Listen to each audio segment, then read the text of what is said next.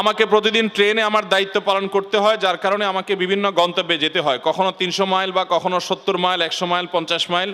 সময়ের হিসাবে 2 দিন বা 3 দিন, কখনো 10-12 ঘন্টা। আমার ডিউটিকালীন অবস্থায় নামাজগুলো কি কসর হবে, আদায় করব, নাকি পুরো নামাজ আদায় করব?